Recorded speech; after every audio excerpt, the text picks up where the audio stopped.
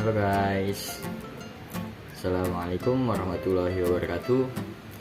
Perkenalkan, nama saya Ahmad Faisal Badri. Saya dari Prodi Manajemen dengan nomor induk mahasiswa 28921503111. Di sini saya ingin menjelaskan dan menyelesaikan ulangan akhir semester mata kuliah aplikasi komputer dengan dosen pembimbing yaitu Bapak Marianto MPD. Di sini saya ingin menjelaskan materi yaitu tentang sejarah perkembangan internet. Yang pertama yaitu apa itu internet? Internet adalah jaringan komunikasi global yang menghubungkan komputer dan jaringan komputer di seluruh dunia.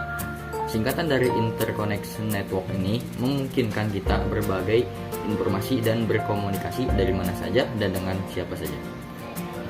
Standar teknologi pendukung yang dipakai secara global adalah Transmission Control Protocol atau Internet Protocol Suite, disingkat sebagai istilah TCP atau IP.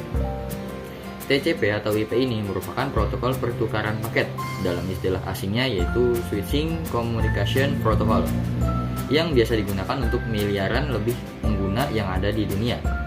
Sementara itu, istilah Internet Working yaitu cara atau proses dalam menghubungkan rangkaian internet beserta penerapan aturannya. Lanjut, ada pengertian internet menurut para ahli. Yang pertama ada Ono Purbo. Definisi internet menurut Purbo dalam Prihatna tahun 2005 yaitu suatu media yang dipakai untuk mengefisiensikan proses komunikasi yang disambungkan lewat berbagai aplikasi semacam web, pulp, atau email.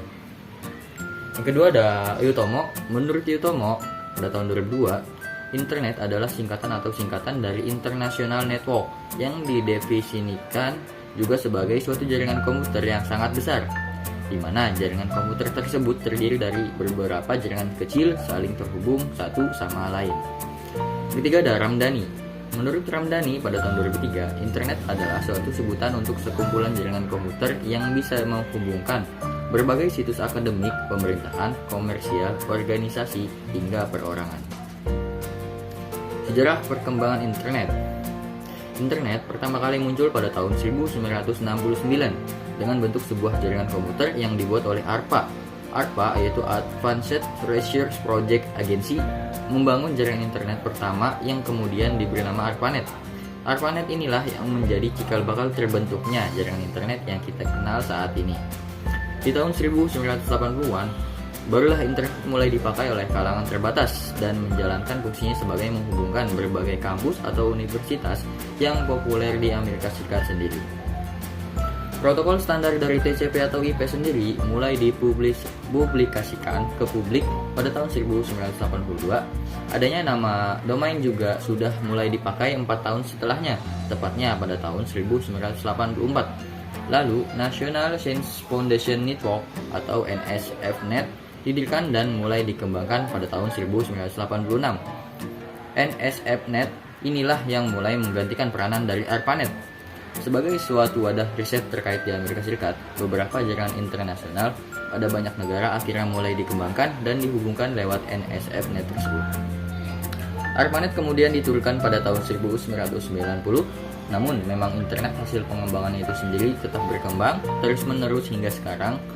Dulu, informasi yang dapat dimiliki lewat internet cuma informasi yang berbasis teks. Pada tahun 1990, layanan sejenis berbasis tampilan grafis yang dikenal sebagai WWW atau World Wide Web mulai dikembangkan oleh CRRN. Di tahun 1993, internet NIC pun didirikan agar bisa melayani pendaftaran nama domain dari publik. Sekitar tahun 1994, internet masuk ke negara kita yaitu Indonesia.